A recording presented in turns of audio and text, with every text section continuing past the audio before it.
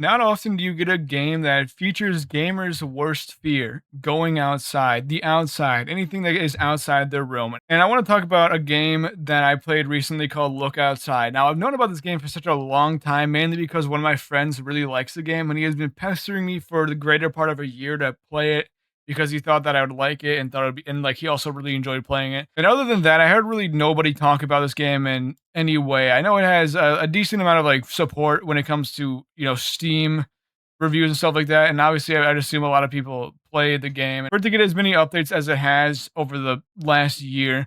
And I finally saw people actually like starting to play it. I saw like a few streamers actually stream it for the first time earlier this week. One of them being Jarma, and that's kind of just the first one I can think of off my brain. And I also decided that I would go out and play this game as well, just to see if it was fun or not, and also to finally give in to the desires of one of my friends. Now, I did go into this game knowing a little bit about it, knowing some stuff about it because I had watched them play it when he was trying to convince me to play the game. And so it's not like I was going entirely blind. I knew it was going to be like eldritch horror type game and a lot of crazy stuff going on just with the apocalypse that we're seeing. And so it wasn't like a fully blind playthrough, but I don't think I actually got too much spoiled for me for it to actually matter.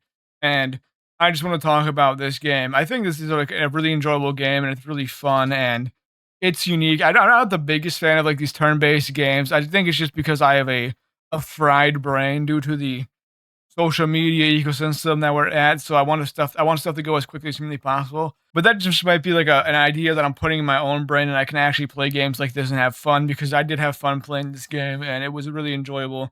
And I think the most interesting thing about it too, at least like one of the most interesting things about it is just the recruitment of your party. Because let me tell you, recruiting people in this game is just a mystery in itself. Every single other person that you have to recruit just has the most convoluted storyline of their entire life, and it's just you have to do your best to use like the environmental clues that you have to actually recruit people. And I guess this is like a spoiler warning, I guess from this point on. It's just I'm gonna talk about stuff that happens in the game. So if you want to play the game and haven't seen it, then don't continue watching.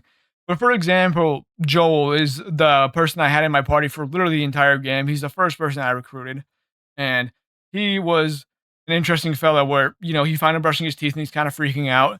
And the only way you can get him to stop freaking out and stop like turning into an evil guy, because I did kill him the first time, then I ended up dying so I could reset and actually see if I could recruit him. You give him a teddy bear. It's like you have to use the room around them and the environment around them to actually recruit them into the party. And I know there's also like a lot of characters that I actually did not recruit in my playthrough that I know you possibly could have. I think my final party that I did when I beat the game and got 3 of the endings was obviously me. I was Joel, it was Pompano, and then it was Helen. Those were my 4 people. And let me tell you, I could not tell you how the fuck I managed to run into Pompano. Pompano, I just like walked into him and he said, "Hey, I want to join your party." I said, "Cool, I'll be your little deputy janitor." And then he said, "Yes." Then Helen showed up at my door. I was able to recruit the one of the astronomers. I can't remember his name. I don't know why. I know there's Jasper Barrel, but I know he's not either of those. I was able to recruit Dan. Dan also showed up at my door, so that was another easy one for me. So a lot of like the people I actually recruited, I think I actually didn't have to do anything to recruit them. But I also do know from once again watching my friend play a while ago that there are some people you have to do a lot of steps. I know I was close to getting roaches. I have no idea how the fuck I didn't get roaches. I had 8 billion roaches in my apartment, so I don't know how I didn't get them. My friend also told me when I finished the game, he was surprised I didn't get roaches. I started the storyline to get Audrey, which is like the vending machine person. I talked to Lyle. I don't know how he's supposed to recruit Lyle, but I know he's someone you can recruit. Who else am I missing? But there's just a bunch of other people that I possibly could have recruited. I didn't get the smiling one. I can't remember her name, but I know she's called like the Smiling Beast. Is because I kind of smurfed the shit out of that running sequence that you had to fight her with. So that's on me. I can recruit her because I was too good at the game. But it's just like there's so many unique ways you can go about recruiting people. I think it's kind of really interesting. And I think it's fun to just make it so that there are some people who you can just like happen into recruiting into your team, but there's also people that you have to do these like long storylines or these like little secret stories that you have to do to get them into your party. I think that's a fun little balance. I have no idea whether or not the ones that you have to do more steps to get into your party are actually better than the ones that you just get from opening the door or just running into. I really have no idea. I haven't checked. I don't know how people would find that out other than just looking at the base stats. But that's just something that happened as I was playing. Another thing I think that's really fun about this is how many endings there are. I mean, I said I got 3, but there's like 14 or 15. That's a lot of endings and a lot of stuff you can do. And so I think just having that ability to go all the way around and solve many different mysteries in many different ways to finally get any sort of the endings that you want. I think the three that I got were the one where you just say, you run away from like the Mobius strip of the Exalted Four. I looked at the Visitor's full form, then I didn't look at the Visitor's full form. So three of them, we had to do the perfect ritual, which I feel like the perfect ritual is not that hard to figure out if you talk to people enough and they say you need four representations, and then you kind of just eventually happen onto the four representations. So I feel like it's one of those games where like at least the close to the true ending. 'Cause I know there's a canon true ending as well, but close to the true endings of the game are accessible. It's not like you have to do a Call of Duty Zombies Easter egg where you're running around the map, beating the shit out of rocks, and then finally figuring out the story. So that's something that I thought was good. Is that a lot of the story endings that you can get, like the ritual, they make sense. They're logical in the way they progress, and it's not just like you have to pull shit out of your ass and then you figured it out. And it's not like a fully only look at the wiki type of game, especially when you're someone like me who I literally had to spend an hour and a half in the landlord's apartment in the military zone looking for the Jupiter disk because I, for the life of me, could not find it. When I literally just needed to take the correct right turn, I would have found it. Even when I have that type of like shortcoming, I'm still able to figure out how to beat the game, even though I don't think I actually used all the discs. Like I don't think I used the center disc at all. So maybe I just still missed some stuff. And then one more thing I want to talk about that was I think was pretty good about the game was the pixel art. Obviously, it's a pixel game. Pixel art has to be good. I think one of the best pictures I've seen in the entire game is right when you walk out on the roof and you get to see like the full environment laid out in front of you. I think that was one of the coolest scenes in the entire game, and it was pretty neat to see.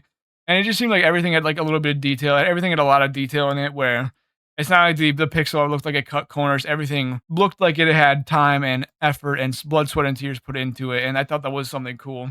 Another thing too that I really like about the Pixar is the achievement pixel arts. Like especially the Screaming Sky one is kind of cool as shit. But I think a lot of the pixel art even in the achievements are pretty cool, and that just shows how much they care about the aesthetic of the game and the art of the game. Very fun game, very enjoyable. I'm probably gonna still play it a little bit more. Maybe I'm gonna try to get more achievements or more of the endings because once again I only got three. I know I missed out on a good amount of party members and a good amount of people who I could have had in my team. I think I got close to some, but I really had no idea. But that was just kind of my experience with this game.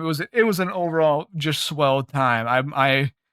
I feel bad for making my friend wait for as long. And really the only bad experience that I had that almost like completely derailed the way of playing the game is I think in April I've learned, because this is something that I had to figure out, is that they added an update where they added a new character named Jacob, and he was the first person I ever let into my like room, who was like a hallway encounter, and he robbed me immediately. So I almost immediately said, okay, so every single person that I'm gonna let into my room is an evil person and they're gonna just fuck me. But I guess that's one of the most recent hallway encounters that they added. So I just got unfathomably unlucky that one point of like of bad luck almost completely derailed my entire experience. I don't think I would have gotten Dan. Don't think I would have gotten Helen. Wouldn't have talked to any of the vendors. It would have just been an absolute catastrophe for me through and through had I not just decided to actually be a bit more faithful in the people and not basing my entire experience on the game on one single unlucky encounter that I got due to just once again me getting unlucky that I found someone who had been newly added to the game and who was meant to fuck you over. That's like one of the worst experiences that I had in the entire game. This is another small nitpicky thing, but I think it's really stupid that the volume slider is like only in 20% intervals. Could be wrong. Maybe I just didn't figure it out, but I clicked it and it went down 20% twice, and I was like, this is probably not the best way to do this.